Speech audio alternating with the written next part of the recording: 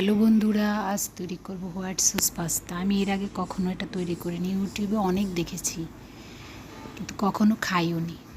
এখন পাস্তাগুলো সিদ্ধ করে নেব, যেভাবে যেভাবে ওনারা তৈরি করছে ওইভাবে করার চেষ্টা করলাম, দেখি কেমন হয়। খেয়ে ভালো লেগেছে, দেখতে থাকুন। পাস্তাগুলো সিদ্ধ হয়ে গেছে, এখন জল ঝরিয়ে নেব। এখন একটা প্যান বসিয়ে দিলাম, পুরো রান্নাটা বাটারই হবে, বাটার দিয়ে দিলাম। এখন সসটা বানিয়ে নেব, হোয়াইট সসটা যেভাবে তৈরি করে রেস্টুরেন্টে বা ইউটিউবে যেভাবে দেখি তৈরি করে ওইভাবে তৈরি করে নেব। বাটারটা গললে এখানে ময়দা অ্যাড করব। যে এখন বাটারটা গলছে, এখন এখানে কিছুটা ময়দা অ্যাড করলাম। এখনও করিনি, করবো আর কি। হ্যাঁ, ময়দা অ্যাড করলাম। এখন ময়দাটা বাটারের সাথে ভেজে নিব, ভালো করে ভেজে নিব। ওইদিকে আমি দুধ আগে থেকে জাল করে ঠান্ডা করে রেখেছি।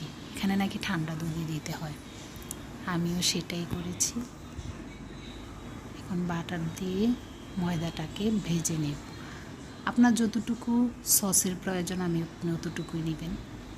দুধটা অল্প অল্প করে দিব, প্রথমে একটু জমাট বেঁধে যাবে, তাতে ভয়ের কিছু নেই, পরে নাড়তে নাড়তে আবার ঠিক হয়ে যাবে।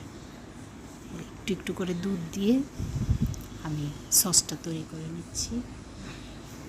এই দেখুন, দেখতে থাকুন। এখন এখানে এই দেখুন, হাতার পেট দিয়ে আমি ডলে দিচ্ছি, আমার সসটা একটু দলা পাকিয়ে গিয়েছিল। এখন এখানে কিছুটা চিজ দিব, আমার ঘরে ছিল কিছুটা চিজ দিব, আমি দেখেছি চিজ দেয় সেজন্য আমিও দিলাম। কিছুটা গোলমরিচ গুঁড়ো দিব, দিয়ে নিলাম। এখন ভালো করে জাল করে নেব, বেশি ঘন করব না, আবার একদম পাতলাও হবে না। এখন আমার সসটা রেডি হয়ে গেছে, নামিয়ে নিব। আর একটা প্যান বসিয়ে দেব। পুরো রান্নাটাই বাটারে হবে বলেছিলাম না, এখন বাটার দিয়ে দিলাম প্যানে। বাটার গলছে, গললে এখানে একটু বাটার দিয়ে দিলাম, একটু বেশি বাটার দিয়ে রান্না করছি, প্রথম যেহেতু করতেছি, দেখি কেমন হয়। একটু বাটার দিয়ে, বাটারের ফ্লেভারটা আমার ভালো লাগে। কখনো খাইনি হোয়াইট সস পাস্তাই প্রথম তৈরি করলাম, খেলাম, ভালোই লেগেছে, খারাপ লাগেনি। ওই ঝালটাই আমার বেশি ভালো লাগে, ঝাল পাস্তাটাই। এখানে পেঁয়াজ কাঁচা লঙ্কা দিয়ে দিলাম কথা বলতে বলতে, সামান্য একটু লবণ দিলাম। এখন পেঁয়াজটাকে ভেজে নেব।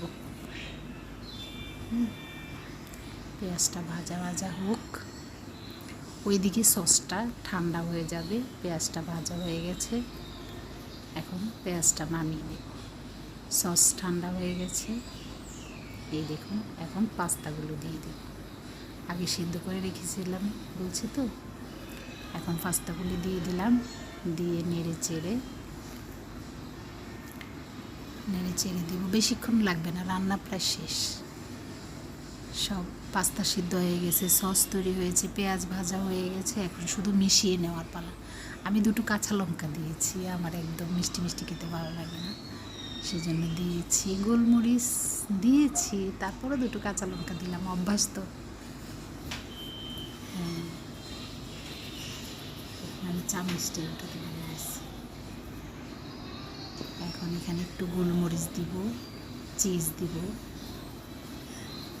গোলমরিচ দিলাম, চিজ দিলাম, আর পাস্তা প্যাকেটে যে মশলাটা ছিল ওই মশলাটা দিয়ে দিলাম। দিয়ে এখন নেড়ে চেড়ে নিলেই আমার পাস্তা রেডি। আপনি যদি আরেকটু পাতলা করে রান্না করতে চান তাহলে সসটা একটু পাতলা রাখবেন। আমার সসটা কেন জানি ঘন হয়ে গেছে, কড়াইতে পাতলাই ছিল, ঠান্ডা হতে হতে ঘন হয়ে গেছে। এই দেখুন, আমার পাস্তা রেডি, এখন পরিবেশন করব। দেখুন, বেশি সময় লাগে না, ট্রাই করলাম, সবাই দেখি করে তাই আমিও করলাম, চেষ্টা করতে দোষ কি। এই তো pasta ready, white sauce pasta. বানিয়ে খাবেন, কেমন হয়েছে বলবেন। আমাকে একটা সাবস্ক্রাইব করবেন, লাইক দিবেন।